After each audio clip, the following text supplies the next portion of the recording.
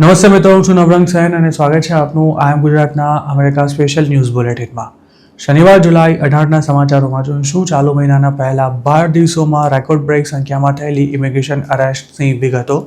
જાણીશું કયા green card applicants પાસેથી ટ્રમ્પ એડમિનિસ્ટ્રેશન $1 લાખ બોન્ડ લેવા માટે વિચારી રહ્યું છે અને છેલ્લે ગ્રીન કાર્ડ હોવા છતાં પણ અમેરિકા છોડી કાયમ માટે ઇન્ડિયા પાછા આવી જવા માંગતા સિનિયર સિટીઝન્સે કઈ બાબતોનું ખાસ ધ્યાન રાખવું તેની વાત આજના આ બુલેટિનમાં। જુલાઈ 2026ના પહેલા 12 દિવસોમાં અમેરિકાના અલગ અલગ સ્ટેટ્સમાં થયેલી ઇમિગ્રેશન અરેસ્ટનો આંકડો રેકોર્ડ બ્રેક સ્તર પર પહોંચી ગયો છે। વોશિંગ્ટન પોસ્ટના એક રિપોર્ટ અનુસાર આ ગાળા દરમિયાન રોજના એવરેજ 1400થી પણ વધુ લોકોની ધરપકડ કરવામાં આવી છે। ટ્રમ્પની સેકન્ડ ટર્મ દરમિયાન સતત 12 દિવસ સુધી રોજના 1400થી પણ વધુ ઇલીગલ ઇમિગ્રન્ટ્સ પકડાયા હોય તેવું આ પહેલી વાર થયું છે। આઈસ દ્વારા કોંગ્રેસ સાથે શેર કરવામાં આવેલા આ આંકડા દર્શાવે છે કે મિડ ટર્મ ચૂંટણી નજીક આવતા ફરી ઇમિગ્રેશન એન્ફોર્સમેન્ટની આક્રમકતા વધી રહી છે।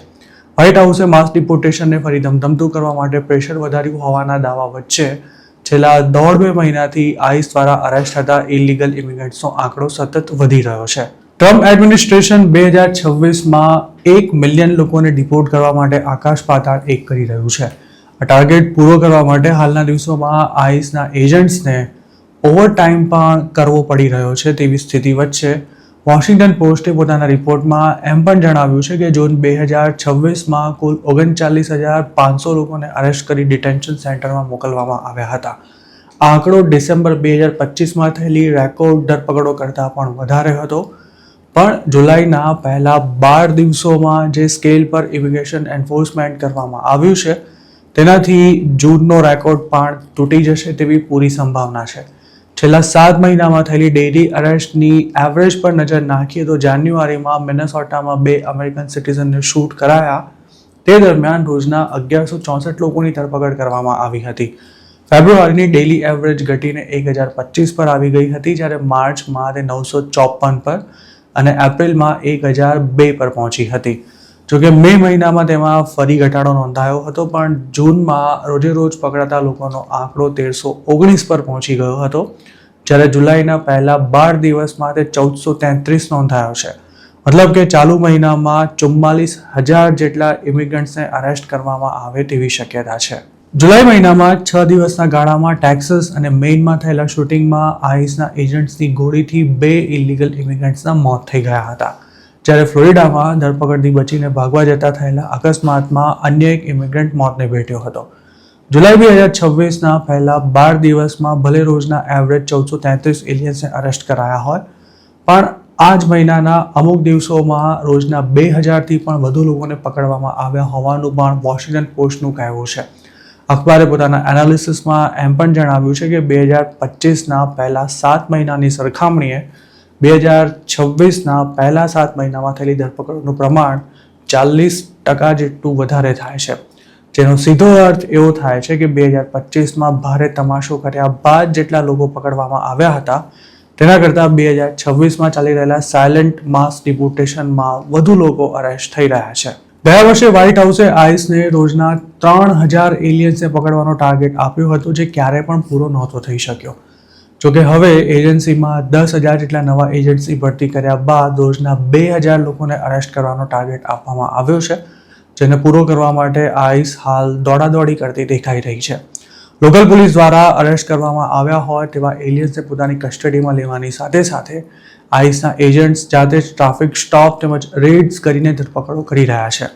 જુલાઈમાં જે 2 શૂટિંગ થયા હતા તે પણ ટ્રાફિક સ્ટોપ દરમિયાન જ થયા હતા અને તેમાં માર્યા ગયેલા લોકોના નામના વોરંટ પણ આઈસ પાસે નહોતા।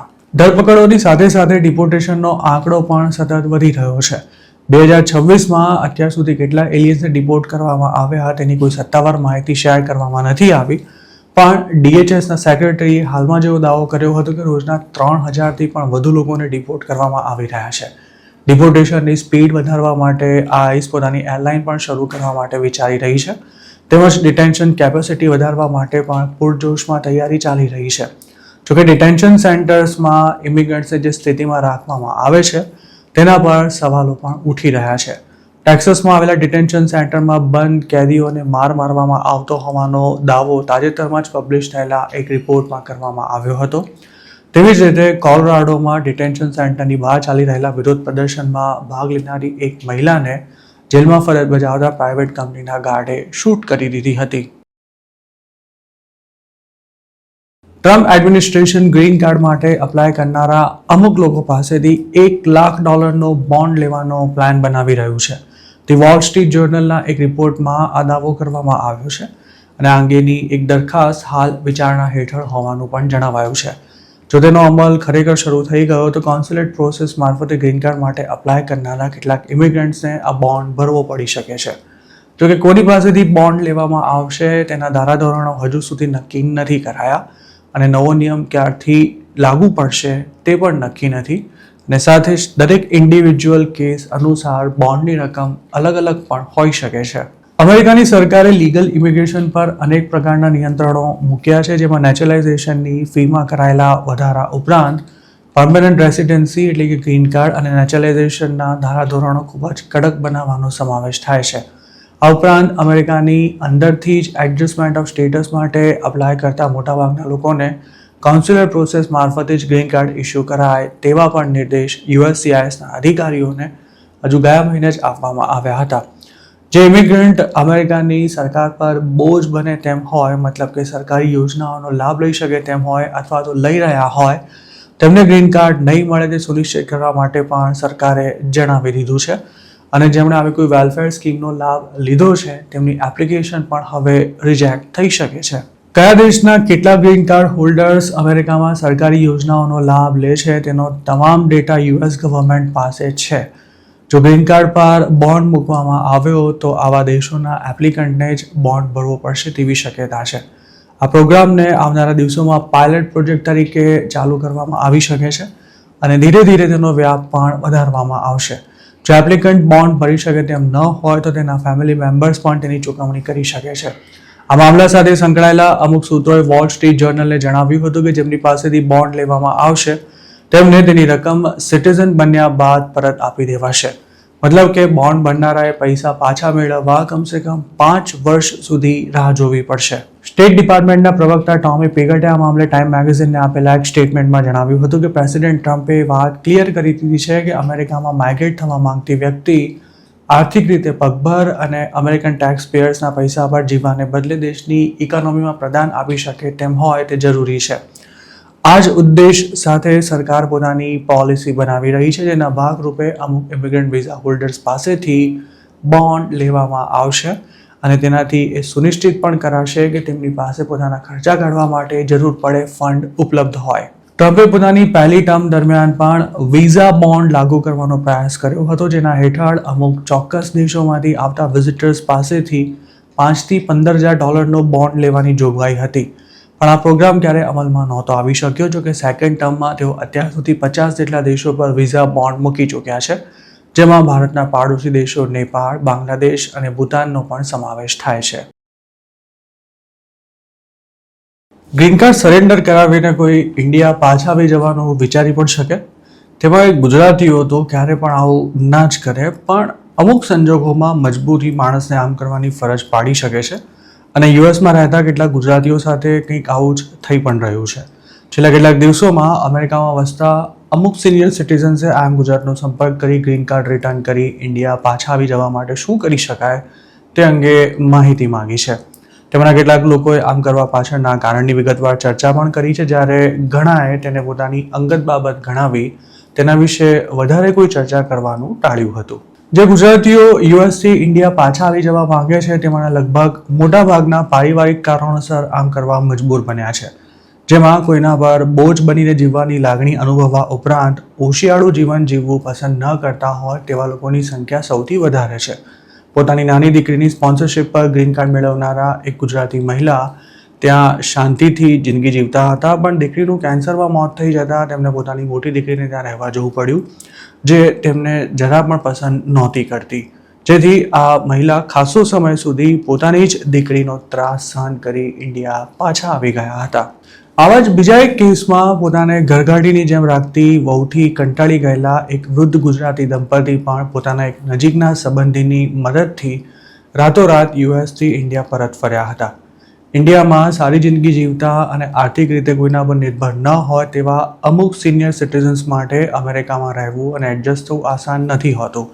તેમાં જેમને અમેરિકામાં સંતાનોના બાળકો મોટા કરવા માટે બોલાવાય છે કે પછી ઘરના તમામ કામ કરાવાય છે, તેમને અમેરિકા પહોંચીને જાણે ફસાઈ ગયા હોય તેવી લાગણી થાય છે. આવા કોઈ પ્રશ્નો ના હોય તો પણ અમેરિકામાં સોનાના પિંજરામાં પુરાયેલા પક્ષીની જેમ જીવવું તેના કરતાં ઇન્ડિયામાં રહેવું વધારે સારું તેવું માનીને પણ કેટલાક લોકો પાછા આવી જવા માંગતા હોય છે. જોકે અમેરિકાને પડતું મૂકી ઇન્ડિયા આવી ગયા હોય તેવા લોકોની સંખ્યા આંગળીના વેઢે ગણાય તેટલી છે, જ્યારે તેની સામે કમ અને અમેરિકામાં રહેતા હોય તેમનો આંકડો ઘણો મોટો છે. ગ્રીન કાર્ડ હોવા છતાં પણ અમેરિકામાં ન રહેવા માંગતા લોકોએ શું કરવું જોઈએ તે અંગે ન્યૂયોર્કમાં પ્રેક્ટિસ કરતા એક ગુજરાતી લોયર સાથે અમે વાત કરી અને આ મુદ્દે આ ઇમિગ્રેશન લોયરનું એવું કહેવું હતું કે યુએસમાં રહેવું કે ન રહેવું તેનો નિર્ણય દરેકનો પોતાનો છે, પણ અમેરિકા જેવી કન્ટ્રી છોડતા પહેલાં એકવાર શાંત મને વિચાર કરી લેવો જરૂરી છે. આ ગુજરાતી લોયરે એવી પણ સલાહ આપી કે જો સિનિયર સિટીઝન ગુજરાતીઓને યુએસમાં ન ફાવતું હોય તો તેમણે ડ્રાઇવિંગ શીખી લેવું જોઈએ, ઇંગ્લિશ શીખવાનું શરૂ કરવું જોઈએ અને પોતાનું એક સર્કલ બનાવવું જોઈએ, તેમજ બને તો કામ પણ કરવું જોઈએ જેથી આખો દિવસ એકલું ના લાગે. આ ઉપરાંત ગ્રીન કાર્ડના ફાયદા સમજાવતા તેમણે એવું કહ્યું કે તેનાથી તમને અમેરિકામાં રહેવાનો અને ગમે તે સમયે પોતાની હોમ કન્ટ્રીમાં આવન જાવન કરવાનો અધિકાર મળે છે. તમે અમેરિકામાં કામ કરી શકો છો અને જો 40 ક્વાર્ટર એટલે કે 10 વર્ષ સુધી ટેક્સ પે કરો તો સિટીઝનશિપ મેળવ્યા બાદ દર મહિને દુનિયાના ગમે તે દેશમાં રહીને પણ સોશિયલ સિક્યોરિટી મેળવવાના હકદાર બનો છો. આ ઉપરાંત ઘણા સ્ટેટ્સ ગ્રીન કાર્ડ હોલ્ડર્સને પણ હેલ્થ બેનિફિટ્સ આપતા હોય છે. તો બીજી તરફ ગ્રીન કાર્ડ સરેન્ડર કરવાનો અર્થ એવો થાય છે કે તમે સામે ચાલીને પરમનન્ટ રેસિડેન્સી સરેન્ડર કરો છો અને અમેરિકામાં રહેવામાં તમને કોઈ જ રસ નથી. ગ્રીન કાર્ડ સરેન્ડર કર્યા બાદ ફરી તેના માટે અપ્લાય ચોક્કસ કરી શકાય છે, પણ ત્યારે એપ્લિકન્ટની આખી હિસ્ટ્રીની તપાસ થાય છે અને તેમાં જો કોઈ વાંધાજનક બાબત સામે આવે તો ગ્રીન કાર્ડ ગોંચમાં પડી શકે છે. આ ઉપરાંત અમુક પ્રકારની ગંભીર બીમારીથી પીડાતા લોકોને પણ ગ્રીન કાર્ડ નથી મળી શકતું અને સિનિયર સિટીઝન્સે આ વાત ધ્યાનમાં રાખવી ખૂબ જ જરૂરી છે.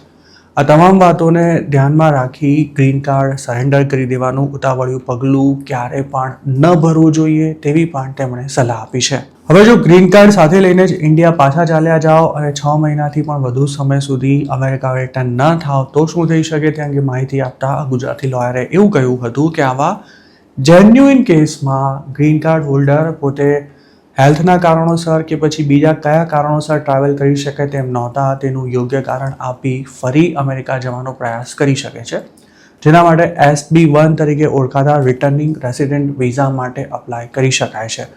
જોકે તેના માટે કોઈ સારા ઇમિગ્રેશન લોયરની સલાહ લેવી ખૂબ જ જરૂરી છે. જો પુરાવા મજબૂત હોય તો 5 વર્ષ પછી પણ રિટર્નિંગ રેસિડેન્ટ વિઝા માટે અપ્લાય કરી શકાય છે, પણ તેમાં ખોટી માહિતી આપવી કે પછી ફેક પુરાવા રજૂ કરવું ઘણું જ ભારે પડી શકે છે. જો કાયમ માટે ઇન્ડિયા પાછા જતા રહેવું હોય તો ગ્રીન કાર્ડ સરેન્ડર કરાવવું કે પછી તેને સાથે લઈને ચાલ્યા જવું તે અંગે અન્ય એક ઇમિગ્રેશન લોયરનું એવું કહેવું હતું કે આ અંગે કોઈ જનરલ એડવાઇસ આપવી મુશ્કેલ છે, કારણ કે દરેક કેસ અલગ હોય છે અને અંતિમ નિર્ણય લેતા પહેલાં દરેક પાસા પર વિચાર કરવો જરૂરી છે. કહેવાનો અર્થ એટલો જ છે કે જે સમસ્યાને લીધે અમેરિકા છોડી દેવાનું મન થતું હોય તેનું નિરાકરણ લાવવા માટે ચોક્કસ પ્રયાસ કરવા જોઈએ અને જો તેનું કોઈ પરિણામ ન મળે ત્યારે જ આગળનો વિચાર કરવો જોઈએ. એવું જરાય નથી કે અમેરિકામાં રહેતા દરેક સિનિયર સિટીઝન ગુજરાતીઓ દુઃખી જ છે. યુએસમાં મજાની જિંદગી જીવતા ગુજરાતી વડીલોની સંખ્યા ઘણી જ મોટી છે અને તેમાં મોટાભાગના લોકોને અમેરિકામાં એટલું બધું ફાવી ગયું છે કે હવે તેમના માટે ઇન્ડિયામાં એડજસ્ટ થવું મુશ્કેલ બની ગયું છે અને અમેરિકા તેમને સ્વર્ગ જેવો દેશ લાગે છે. આમ તો યુએસની સિટીઝનશિપ લીધા બાદ ઇન્ડિયા પાછા આવી ગયા હોય તેવા લોકોની સંખ્યા પણ જરાય ઓછી નથી. ખાસ તો માસ લે ઓફની સ્થિતિમાં અને અમુક કેસમાં પારિવારિક કારણોને લીધે પણ લોકો આ નિર્ણય લેતા હોય છે. જોકે તેમાં ફરક એટલો છે કે સિટીઝનશિપ હોય તો તમે પોતાની ઈચ્છા થાય ત્યારે અમેરિકા પાછા જઈ શકો છો અને સોશિયલ સિક્યોરિટી સહિતના લાભ પણ મેળવી શકો છો. એટલું જ નિયમ અનુસાર પોતાના સંતાનો અને બ્લડ રિલેટિવને અમેરિકા બોલાવી પણ શકો છો. ગ્રીન કાર્ડ મેળવ્યાના 5 વર્ષમાં સિટીઝનશિપ માટે અપ્લાય કરી શકાય છે. યુએસ ગયાના ગણતરીના દિવસોમાં જ આ દેશમાં નહીં ફાવે તેવું માની લઈ કોઈ ઉતાવળિયો નિર્ણય લેવાને બદલે જો સિટીઝનશીપ મળે ત્યાં સુધી રાહ જોઈ શકાય તેમ હોય તો તેનો ફાયદો તમને જ થવાનો છે. દર્શક મિત્રો, આશા છે કે અમેરિકામાં રહેવું કે ઇન્ડિયા પાછા આવી જવું તે અંગે અસમંજસ અનુભવી રહેલા સિનિયર સિટીઝન્સને આ માહિતી ઉપયોગી લાગી હશે અને આટલું જાણ્યા પછી તેઓ વગર વિચારે કોઈ ઉતાવળિયો નિર્ણય લેવાનું પણ ટાળશે. વડીલોએ એટલું પણ જાણી લેવું જોઈએ કે યુએસમાં જો તમને કોઈ ત્રાસ આપતું હોય તો મૂંગા મોઢે તેને સહન કરવાની કોઈ જરૂર નથી.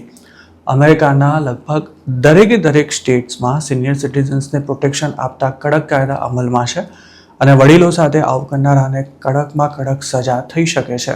થોડા દિવસો પહેલા જ યુએસથી માત્ર એક જ મહિનામાં પાછા આવી ગયેલા એક સિનિયર સિટીઝન કપલને થયેલા અનુભવ પર અમે એક વિડીયો બનાવ્યો હતો જેના પર સેંકડો કમેન્ટ્સ આવી હતી. કમેન્ટ્સ કરનારા ઘણા લોકોનું કહેવું હતું કે યુએસ જતા સિનિયર સિટીઝન્સ માટે ત્યાં એડજસ્ટ થવું જરાય આસાન નથી હોતું. તો બીજી તરફ એવું કહેનારા લોકોની સંખ્યા પણ સારી એવી હતી કે અમેરિકાને નરક કહી ઇન્ડિયા જતા રહેવાની વાતો કરનારા લોકોમાં પોતાનામાં જ કે પછી તેમની ફેમિલીમાં કોઈ પ્રોબ્લેમ હોય છે. જોકે આ વિશે કોઈ કમેન્ટ કરવી યોગ્ય નથી કારણ કે દરેક વ્યક્તિની સ્થિતિ અલગ હોય છે. મિત્રો, આ વિડીયોનો હેતુ આપને માત્ર જાણકારી આપવાનો હતો, તેને લીગલ એડવાઇસ તરીકે ન લેશો અને જો આવી કોઈ સલાહ આપને જોઈતી હોય તો આપ કોઈ સારા ઇમિગ્રેશન એટર્નીનો સંપર્ક કરી શકો છો. આ વિડીયો આપને કેવો લાગ્યો તે અમને ચોક્કસ જણાવજો અને આવા બીજા કયા વિષય પર આપ માહિતી મેળવવા માંગો છો તે પણ કમેન્ટમાં લખી શકો છો. તો મિત્રો, આ હતા અમેરિકાના આજના મુખ્ય સમાચાર. આપને જો અમારી રજૂઆત પસંદ આવી હોય તો આ વિડીયોને લાઇક અને શેર કરવાનો તેમજ આઈ એમ ગુજરાતની યુટ્યુબ ચેનલને સબસ્ક્રાઇબ કરવાનું ભૂલશો નહીં કારણ કે માત્ર આ ચેનલ પર આપને મળશે અમેરિકામાં રહેતા ગુજરાતીઓ માટેના તમામ મહત્વના સમાચાર અને તે પણ આપની પોતાની ભાષામાં. આપ જો મારી સાથે કોઈ ટિપ શેર કરવા માંગતા હો તો હાલ સ્ક્રીન પર દેખાડેલા વોટ્સઅપ નંબર પર પણ અમારો સંપર્ક કરી શકો છો. આપની ઓળખ ગુપ્ત રાખવામાં આવશે.